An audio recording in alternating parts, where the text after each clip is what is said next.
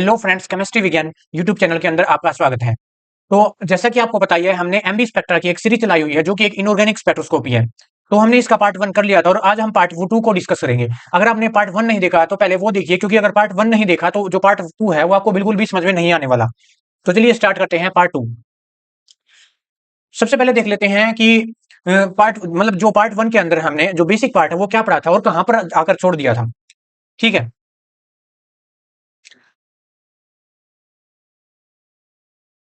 सबसे पहले देखो क्या था। हमें पता है कि हमारे पास एक रेडियो एक्टिव आइसोटोप था, वो था कोबाल्ट 57। ठीक है। ये क्या हो रहा था, ये इलेक्ट्रॉन कैप्चर करके एक दूसरे रेडियो एक्टिव आइसोटोप के अंदर कन्वर्ट हो रहा था। यहाँ पे 27 आएगा। ठीक है। इसने क्या किया था, इलेक्ट्रॉन को कैप्चर किया था। ठीक है। और ये किसके अंदर कन्वर्ट हो गया था, Fe57 के अंदर कन्वर्ट हो गया था, और जो कि क्या था भाई, एक्साइटेड स्टेट पर था। जो कि एक्साइटेड स्टेट पर था। ये क्या था भाई, एक्साइटेड स्टेट पर था। और ये हाईली अनस्टेबल था। ये क्या था, अनस्टेबल था। और ये जब ग्राउंड स्टेट पर आएगा, खुद को स्टेबलाइज करने के लिए जब ये यहाँ पर ग्राउंड स्टेट पर आएगा, ये यहाँ पर क्या आ गया भाई, ग्राउंड स्टेट पर आ गया। ठीक है। और जब ये ग्राउंड स्टेट पर आएगा तो ये क्या करेगा, एनर्जी को रिलीज करेगा। और जो एनर्जी होगी वो किसकी फॉर्म में होगी, गामा रेज की फॉर्म में होगी। ठीक है। वो एनर्जी किसकी फॉर्म में होगी भाई, गामा रेज की फॉर्म में होगी। और जो ये गामा रेज होगी वो हम हमारे सैंपल के ऊपर डालेंगे। मान लिया मेरे पास ये कोई भी एक सैंपल है, ये कोई भी एक कंपाउंड है। ठीक है। इसके ऊपर डाल दिया, और जब ये गामा रेज इसके ऊपर डालेंगे, इंसिडेंट करेंगे, तो इसके अंदर ट्रांजिशन होंगे। जब वो ट्रांजिशन होंगे तो उन ट्रांजिशन से अलग अलग एनर्जी लेवल्स के बीच में होंगे ट्रांजिशन। उस ट्रांजिशन से हमें पता चलेगा इसकी प्रॉपर्टीज के बारे में, सैंपल की प्रॉपर्टीज के बारे में। ठीक है। ये था। लेकिन एक प्रॉब्लम ये आ गई थी, ये प्रॉब्लम ये थी कि जो हमारे पास गामा रेज थी वो ये सैंपल, हमारा जो सैंपल था ये ऑब्जर्व नहीं कर रहा था। अब क्यों नहीं कर पा रहा था, इसके लिए हमारे पास दो इफेक्ट थे। क्या प्रॉब्लम आ गई थी, प्रॉब्लम ये थी कि जो गामा रेज जो इमिट कर रहा है रेडियो एक्टिव आइसोटोप, वो हमारा सैंपल ऑब्जर्व नहीं कर रहा था। क्योंकि जो गामा रेज की एनर्जी थी और जो हमारे पास सैंपल की एनर्जी थी वो आपस में मैच नहीं कर रही थी। वो आपस में क्या नहीं कर रही थी, मैच नहीं कर रही थी। तो इसके लिए हमारे पास दो इफेक्ट आए थे। सबसे पहले हमारे पास रिकॉइल इफेक्ट था, अब हम इसको डील करेंगे। और नेक्स्ट हमारे पास है डॉपलर इफेक्ट। तो चलिए देख लेते हैं। अब हम पढ़ेंगे रिकॉइल इफेक्ट। क्या पढ़ेंगे भाई, रिकॉइल इफेक्ट क्या होता है। इसको हम एक और नाम से जानते हैं, पुश बैक इफेक्ट। जैसा कि नाम है इसी के अकॉर्डिंग है। देखो क्या है भाई, it is defined as whenever a high energy particle is release from a rest body, the energy या the released body feel a kick it pushed backward, which is called recoil effect. होता क्या है, क्या हो गया। मान लिया मेरे पास कोई भी एक बॉडी है, कोई भी एक पार्टिकल है, कोई भी एक पार्टिकल की बॉडी है। और यहाँ पर ये क्या है, रेस्ट पोजीशन पर है, ये रेस्ट पोजीशन पर है। और जब इसके अंदर से क्या होगा, कोई भी एक हाई एनर्जी पार्टिकल निकलेगा, मतलब हाई एनर्जी पार्टिकल, और लार्ज स्पीड से निकलेगा। ये कोई भी एक पार्टिकल है। ठीक है। कोई भी एक पार्टिकल मान लिया ये, और ये बहुत ही हाई एनर्जी से निकल रहा है। तो क्या करेगा, जब ये मान लिया इस डायरेक्शन में निकलेगा, मान लिया इस डायरेक्शन से निकल रहा है ये पार्टिकल, तो ये क्या करेगा, ये बॉडी क्या करेगी, अपने लीनियर मोमेंटम को कंजर्व करने के लिए ये पीछे की तरफ थोड़ी सी क्या होगी भाई, क्या होगी, पुश होगी पीछे की तरफ। तो जिससे क्या होगा, कुछ ना कुछ एनर्जी लॉस होगी। क्या होगा, कुछ ना कुछ एनर्जी लॉस होगी, जिसके कारण जितनी एनर्जी हमें चाहिए थी सैंपल के अंदर ट्रांजिशन करवाने के लिए, उतनी एनर्जी सुफिशियंट नहीं रह जाएगी। फॉर एग्जाम्पल देखते हैं।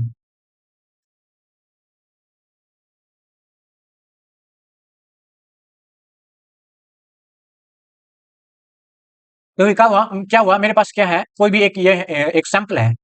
मेरे पास कोई भी एक सैंपल है, ये सैंपल यहाँ पे रखा हुआ है। और ये मेरे पास है, क्या है, सोर्स है गामा रेज का, या कोई भी पार्टिकल का, ऐसे ही जनरल ले रहे हैं हम। ठीक है। कोई भी क्या है भाई, एक सोर्स है। इस सोर्स में से एनर्जी निकलेगी और सैंपल के ऊपर हम डालेंगे। इस सोर्स के अंदर से एनर्जी निकलेगी। मान लिया मेरे पास गामा रेज ही निकल रही थी, गामा रेज। ठीक है। इस सैंपल के ऊपर डाल रहे थे, लेकिन क्या हुआ, जो ये गामा रेज है इतनी ज्यादा एनर्जी की है, जब ये निकलेंगी तो ये जो रेस्ट बॉडी थी, जो कि सोर्स था हमारा, ये क्या करेगा, पीछे थोड़ा सा पुश हो जाएगा।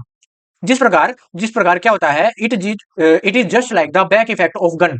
जिस प्रकार कोई भी एक गन है, गन से जो कोई भी एक बुलेट निकलती है, तो वो क्या करती है, पीछे एक किक लगाती है, पीछे क्या करती है, बैकवर्ड में।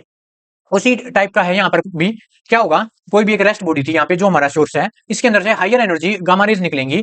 और जब ये निकलेंगे तो पीछे क्या होगा, थोड़ा सा क्या करेंगे, किक बैकवर्ड डायरेक्शन में थोड़ी सी क्या होगा, पुश हो जाएगा, जिसके कारण कुछ ना कुछ एनर्जी लॉस होगी। अगर कुछ ना कुछ एनर्जी लॉस होगी तो गामा रेज की एनर्जी इतनी सुफिशियंट नहीं रह जाएगी कि सैंपल, मतलब जो सैंपल की जितने सैंपल को ट्रांजिशन करवाने के लिए एनर्जी चाहिए थी, उतनी एनर्जी सुफिशियंट नहीं मिल पाएगी, जिसके कारण इसके अंदर ट्रांजिशन नहीं होंगे। तो पहला इफेक्ट तो ये था, जिसको हम रिकॉइल इफेक्ट कहते हैं। क्या कहते हैं इसे, रिकॉइल इफेक्ट। अब देखो भाई, जो हमारी रिकॉइलिंग एनर्जी है वो मतलब एनर्जी है वो एक टाइप की काइनेटिक एनर्जी है। क्या है? एक टाइप की काइनेटिक एनर्जी की ही फॉर्म के अंदर है। तो क्या होगा, the emitting nuclei would loss some, देखो जो बताया था वही है। क्या होगा, जो जो सोर्स है हमारा, जो सोर्स था हमारा, देखो पीछे जो हमारा ये सोर्स था, जो हमारा ये सोर्स था, ये कुछ ना कुछ एनर्जी को लॉस कर देगा, जिसके कारण कुछ ना कुछ काइनेटिक एनर्जी को लॉस कर देगा, जिसके कारण क्या होगा, जो हमारी सैंपल है वो ऑब्जर्व नहीं कर पाएगा। मान लिया सैंपल को हमारे पास, मान लिया सैंपल को 12 जूल की एनर्जी की जरूरत थी ट्रांजिशन करवाने के लिए, लेकिन यहाँ तक क्या हुआ, यहाँ तक जो इसकी एनर्जी है 10 जूल ही है। तो क्या हुआ, ट्रांजिशन नहीं होगी सैंपल के अंदर। ठीक है, तो ऐसा था। और जो एनर्जी यहाँ पे लूज कर देगा, जो एनर्जी यहाँ पे लॉस हो जाएगी, उसको हम रिकॉइलिंग एनर्जी कहते हैं। क्या कहते हैं? रिकॉइल एनर्जी कहते हैं। उसको हम क्या कहते हैं? रिकॉइल एनर्जी बोलते हैं। तो यहाँ पे जो हमारे हमने क्या सीखा, यहाँ पे जो रिकॉइल एनर्जी है वो एक टाइप की काइनेटिक एनर्जी ही होती है। अब उसको निकालते कैसे हैं? ये हमारी गाम जो ईआर है, ये क्या है, हमारे गामा रेज की एनर्जी है। ठीक है, और जो ईआर है वो हमारे पास रिकॉइल एनर्जी, देखो इतनी एनर्जी हमारी लॉस हो गई और सैंपल तक इतनी टोटल एनर्जी पहुंचेगी। और जो हमारे पास जो रिकॉइल एनर्जी है उसका एक फॉर्मूला होता है, वो होता है E R is equal to E R का स्क्वायर, ये गामा रेज की एनर्जी अपॉन में 2 mc²। ठीक है, ये है, ये आपको अच्छे से याद रखना है। ये क्या है भाई? रिकॉइल एनर्जी का फॉर्मूला है। अब हम देखते हैं factors affecting recoiling energy value. Recoiling energy की वैल्यू पर फैक्टर्स किस पर, कौन कौन से ऐसे फैक्टर हैं जो कि अफेक्ट करते हैं, किन किन पर डिपेंड करती है? तो सबसे पहला फैक्टर हमारे पास energy of gamma rays. Gamma rays की जितनी ज्यादा एनर्जी होगी उतनी ही ज्यादा रिकॉइलिंग एनर्जी होगी। ठीक है, जो हमारी गामा रेज की एनर्जी जितनी ज्यादा होगी, देखो भाई यहाँ पे जो ई आर है, जो यहाँ पे ई आर है वो इसके डायरेक्टली प्रोपोर्शनल है। तो जो ई आर है मतलब गामा रेज की जितनी ज्यादा एनर्जी होगी उतनी ही ज्यादा क्या होगी भाई, उतनी ही ज्यादा क्या होगी, रिकॉइलिंग एनर्जी होगी। उसके बाद mass of nucleus, as mass of nucleus increase, जैसे जैसे न्यूक्लियस का जो मास होगा वो इंक्रीज होगा, रिकॉइलिंग एनर्जी उतनी ही डिक्रीज होगी। जैसे फॉर एग्जांपल, जैसे पीछे देखते हैं हम, मान लिया मेरे पास ये कोई भी एक लाइटर न्यूक्लियाई है, मान लिया एक छोटा साइज का न्यूक्लियाई है, इस पर ज्यादा इफेक्ट लगेगा। मान लिया इसके कोई भी एक छोटा साइज का न्यूक्लियाई है और वहां से कोई भी एक हाई एनर्जी का पार्टिकल इमिट हुआ, तो वो ज्यादा पुश लगाएगा पीछे और उसकी रिकॉइलिंग एनर्जी भी ज्यादा होगी। ठीक है, ऑन द अदर हैंड अगर मेरे पास हैवी न्यूक्लियाई होगा, मतलब लार्ज साइज का न्यूक्लियाई होगा, तो क्या होगा, जब उसके अंदर से एक हायर एनर्जी का पार्टिकल इमिट करेगा तो उतना ज्यादा पीछे पुश नहीं लगेगा, उतना ज्यादा किक पीछे बैकवर्ड डायरेक्शन में नहीं लगेगा, जिसके कारण रिकॉइलिंग एनर्जी भी कम होगी। ठीक है, तो नेक्स्ट हमारे पास है क्या है, टेम्परेचर। तो ये हमारे पास फैक्टर्स थे। तो टेम्परेचर के अंदर देख लेते हैं, low temperature is required to remove the latest vibration. क्या होता है, जो हमारा कंपाउंड्स होता है, जो हमारा रेडियो आइसोटोप्स होता है, उसके अंदर भी वाइब्रेशन होते हैं। वाइब्रेशन से जितनी जितने ज्यादा वाइब्रेशन होंगे उतनी ही ज्यादा क्या होगी, रिकॉइलिंग एनर्जी निकलेगी। अब टेम्परेचर है, अगर टेम्परेचर हमने लो कर देंगे तो जो लेटेस्ट वाइब्रेशन है ये भी क्या हो गए, कम हो गए, तो जिसके कारण क्या हो जाएगा, जिसके कारण क्या हो जाएगा, रिकॉइलिंग जो एनर्जी है वो भी क्या हो जाएगा, कम हो जाएगी, उसकी वैल्यू भी कम हो जाएगी। इसके लिए हम लिक्विड हीलियम और N2 नाइट्रोजन गैस को ऐड करते हैं। ठीक है, तो ये हमारे पास तीन फैक्टर थे, कौन कौन से थे, energy of gamma raise, mass of nucleus, और तीसरा हमारे पास है टेम्परेचर। सेकंड इफेक्ट है हमारे पास डोपलर इफेक्ट। कौन सा डोपलर इफेक्ट? फर्स्ट हमारे पास क्या था, फर्स्ट हमारे पास था रिकॉइल इफेक्ट, और सेकंड हमारे पास क्या है, डोपलर इफेक्ट। डोपलर इफेक्ट क्या होता है, हम ये फिजिक्स के अंदर भी पढ़ते हैं, 12th क्लास के अंदर, शायद लास्ट यूनिट के अंदर है। तो डोपलर इफेक्ट क्या होता है, मान लिया कोई भी हमारे पास कोई भी एक जैसे मटेरियल है, कार्स है, कोई भी एक ऑब्जेक्ट है, मान लिया कार ले लिया। तो जब जो भी मान लिया कार का जो हॉर्न है, वो मान लिया कार हमारे पास 10 किलोमीटर, क्या है, 10 किलोमीटर हमसे दूर है। ठीक है, या फिर इतना तो नहीं, मान लिया हमसे 100 मीटर दूर है। ठीक है, मान लिया हमसे 100 मीटर दूर है, जब कार का हॉर्न बजेगा तो हमें कम अमाउंट में सुनाई देगा, उसकी जो आवाज है वो कम अमाउंट में सुनाई देगी। ठीक है, लेकिन जैसे जैसे वो हमारे पास आएगी, जैसे मान लिया 10 मीटर टूवर्ड्स, मतलब हमारे पास आ गई, तो क्या होगा, उसका जो हॉर्न की आवाज है वो बढ़ती जाएगी। और इसी इफेक्ट को क्या कहते हैं, डोपलर इफेक्ट। इसी इफेक्ट को क्या कहते हैं, डोपलर इफेक्ट। तो ऐसा ही किसके अंदर है, ऐसा ही हमारे पास इसी स्पेक्ट्रोस्कोपी के अंदर है, जो सेकंड इफेक्ट है, डोपलर इफेक्ट। देखो भाई, अभी इसको समझते हैं डोपलर इफेक्ट को। इन एमबी स्पेक्ट्रा के अंदर ये कैसे काम करता है। मान लिया मेरे पास कोई भी एक सोर्स न्यूक्लाई है, मान लिया मेरे पास कोई भी एक सोर्स है, मान लिया जो ये क्या करेगा, गामा रेज को इमिट करेगा, किसको, गामा रेज को क्या करेगा, इमिट करेगा। और ये मेरे पास क्या है, सैंपल है, ये मेरे पास सैंपल रखा हुआ है। ठीक है, अब अगर ये मोशन करेगा, जिसको हम किसका नाम देंगे, थर्मल मोशन का, तो इसके अंदर लिख भी रखा है, देखो, the energy of gamma radiation for a nuclear transition are affected by thermal motion of the atoms. मान लिया मेरे पास क्या है, कोई भी एक सोर्स है, अगर वो हमारा टुवर्ड्स द सैंपल मूव कर रहा है, तो वो जितनी एनर्जी इमिट करेगा उससे ज्यादा सैंपल को हम मिलेगी। मान लिया इसने हमारे पास 10 जूल एनर्जी को इमिट किया, तो यहाँ पर हमारे पास 12 जूल मिलेगी, क्योंकि जो हमारा सोर्स था ये सैंपल की तरफ मूव कर रहा था, और इसकी वेलोसिटी भी किसके अंदर लेंगे हम, पॉजिटिव के अंदर लेंगे। लेकिन इसका उल्टा करें, मान लिया हमारा जो सोर्स है वो जो हमारा सैंपल है उसके अपोजिट मूव कर रहा है, तो मान लिया अगर अगर ये अपोजिट मूव कर रहा है, तो अगर 10 जूल की एनर्जी अगर ये इमिट कर रहा है, तो यहाँ पर हमें 8 जूल की एनर्जी ही मिलेगी। ठीक है, तो जो एनर्जी है सोर्स की, वो किस पर भी मतलब किस पर अफेक्ट कर रही है, thermal motion of source, source के थर्मल मोशन पर इफेक्ट कर रही है। ठीक है, यानी जो थर्मल मोशन है वो भी किस इफेक्ट कर रहा है, सोर्स की एनर्जी को। अब देखो भाई, ये जो लाइन लिखी हुई थी वही है जो मैंने पीछे समझाया था। उसके बाद है डॉपलर फ्रीक्वेंसी।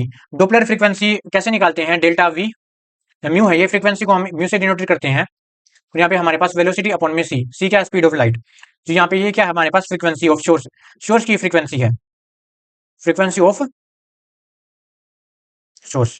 ठीक है, ये है। क्या होगा, जो वी की वैल्यू कैसे वारी करेगी, मान लिया अगर मेरे पास ये कोई भी एक मेरे पास सोर्स है, ये मेरे पास सोर्स है जहां से गामा रेज इमिट हो रही थी, और ये मेरे पास सैंपल है, ये मेरे पास क्या है भाई, सैंपल है। अगर अगर हमारा जो सोर्स है, अगर हमारा जो सोर्स है वो सैंपल की तरफ मूव कर रहा है, तो जो v की वैल्यू है वो इंक्रीज होगी। ठीक है, इसका उल्टा क्या है, मैंने पीछे भी बताया था, अगर इसका उल्टा क्या है, जैसे हमारे पास ये सोर्स है, ये क्या है, सोर्स है, और ये मेरे पास क्या है, सैंपल है, ये मेरे पास क्या है भाई, सैंपल है। अगर ये इसके अपोजिट डायरेक्शन में मूव कर रहा है, तो जो हमारा v की वैल्यू है वो डिक्रीज हो जाएगी। ठीक है, तो ऐसा है। चलो अब हम देख लेते हैं फॉर्मेशन ऑफ मोसबार न्यूक्लियाइड्स। जो हमारी मोसबार न्यूक्लियाइड्स है उसकी फॉर्मेशन कैसे होती है। उसकी फॉर्मेशन कई तरीकों से हो सकती है, या इलेक्ट्रॉन कैप्चर करके, या कोई भी बीटा पार्टिकल इमिट कर दे, ऐसे हो सकती है। जैसे मान लिया ये हमारे पास अगर यहाँ पे स्टार लगा हुआ है ना ऐसे, इसका मतलब ये एक्साइटेड स्टेट पर है। इसका एक बेस्ट एग्जांपल वही है जो मैंने बताया था, कोबाल्ट 57। ये एक हाईली अनस्टेबल है, न्यूक्लियाई है। ये क्या करेगा, इलेक्ट्रॉन को कैप्चर करेगा, इलेक्ट्रॉन को क्या करेगा भाई, कैप्चर करेगा। और इलेक्ट्रॉन कैप्चर को कैसे दिखाते हैं, 0 यहाँ पे -1, जिसके कारण क्या होगा, ये Fe के अंदर कन्वर्ट हो जाएगा, जो इसका मास है वो एज इट इज रह जाएगा, और ये देखो एक कम हो जाएगा, यहाँ पे -1 है ना, तो यहाँ पे 26 हो जाएगा, और ये क्या है भाई, एक्साइटेड स्टेट पर है। वैसे ही जब ये ग्राउंड स्टेट पर आएगा तो क्या करेगा, खुद को स्टेबलाइज कर लेगा। खुद को स्टेबलाइज करने के लिए ये गामा रेज को इमिट करेगा, जो कि सैंपल की तरफ भेज दी जाएंगी। तो हमारे पास कुछ एग्जांपल है ये, जो मोसबार स्पेक्ट्रोस्कोपी के अंदर न्यूक्लाइड्स का यूज किया जाता है। जैसे Fe57 हो गया, इरिडियम 119, टीन 119, जनरली हम इसके अंदर Fe और टीन ही पढ़ते हैं। ठीक है, उसके बाद जिनोन 129। ठीक है, ये एक बार बिल्कुल ध्यान से देखना है। मान लिया मेरे पास क्या है, कोई भी एक कोबाल्ट है, जो अभी बताया था कोबाल्ट 57 है।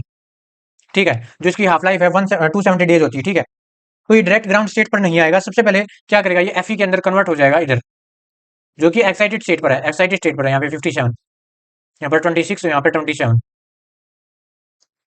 ठीक है, और जो भी बताया था उसके बाद ये ग्राउंड स्टेट पर आएगा।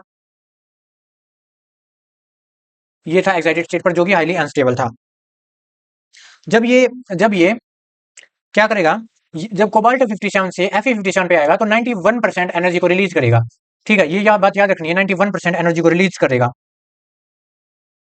लेकिन जो बची हुई है, जब ये एक्साइटेड स्टेट से ग्राउंड स्टेट पर आएगा, यानी गामा रेज रिलीज करेगा, तो यहाँ पर जो बची हुई कितनी थी भाई, 9.5% एनर्जी को यहाँ पर इमिट करेगा, ऐसे डायरेक्ट रिलीज नहीं करेगा, जो कि ये किसको भेज दी जाएगी भाई, सैंपल के पास भेज दी जाएगी।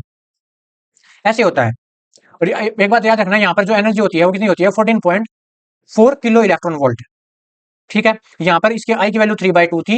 एक्साइटेड स्टेट के अंदर न्यूक्लियर स्पिन है, और ग्राउंड स्टेट के अंदर कितनी है, 1/2। ये मैंने बताया भी था, ये आपको याद रखनी है, आगे इस पर न्यूमेरिकल आएंगे। ठीक है, चलिए आगे बढ़ते हैं। अब हम पढ़ेंगे स्टैंडर्ड रेफरेंस ऑब्जर्वर। देखो, हर एक स्पेक्ट्रोस्कोपी के अंदर कोई स्टैंडर्ड कंपाउंड लेके चला जाता है। जिस प्रकार हम H1NMR के अंदर जिस प्रकार हम H1NMR के अंदर TMS लेकर चल रहे थे, ऑर्गेनिक के अंदर हम पढ़ते हैं टेट्रामिथाइल सीलेन। ठीक है, क्योंकि उसका जो HNMR है वो सबसे ज्यादा आता था, क्योंकि उसकी जो केमिकल शिफ्ट की वैल्यू है वो बहुत ज्यादा थी, जैसे कि ऑर्गेनिक के अंदर पढ़ते हैं। वैसे ही यहाँ पर आपको ये याद करने हैं, पेपर के अंदर पूछ सकते हैं। यहाँ पर हम केमिकल शिफ्ट लेकर चल रहे थे, लेकिन यहाँ पर हम आइसोमेरिक शिफ्ट लेकर चलेंगे। आइसोमेरिक शिफ्ट भी केमिकल शिफ्ट की तरह ही होता है। ये हमें किसके बारे में बताता है, मान लिया मेरे पास कोई भी एक ये ग्राफ है, स्पेक्ट्रा है, मान लिया मेरे पास कोई भी एक स्पेक्ट्रा है, और क्या होगा, यहाँ पर मेरे पास क्या है, वेलोसिटी है, ठीक है, यहाँ पर इंटेंसिटी ऐसे मान लिया। तो क्या हुआ, यहाँ पर मेरे पास कोई भी ऐसे एक पीक आ गई। तो ये जो पीक्स है, जो ये पीक्स आई है स्पेक्ट्रा के अंदर, ये किस पोजीशन पर आई है, ये हमें बताता है आइसोमेरिक शिफ्ट। ठीक है, H1 NMR के अंदर केमिकल शिफ्ट बताता था। तो अगर हम Fe ले रहे हैं, तो इसके लिए जो स्टैंडर्ड कंपाउंड्स होगा वो हम सोडियम नाइट्रोक्लोराइड से लेकर चलते हैं, और ये इसका फॉर्मूला है। ठीक है, वैसे ही स्टैंडर्ड किसके लिए, अगर हम किसका यूज कर रहे हैं, 119 का यूज कर रहे हैं, तो इसके लिए हम बेरियम सेनेट लेकर चलते हैं, जिसका फॉर्मूला ये होगा। ठीक है, तो बाकी जो क्वेश्चन बचा हुआ है वो हम नेक्स्ट वीडियो के अंदर करेंगे।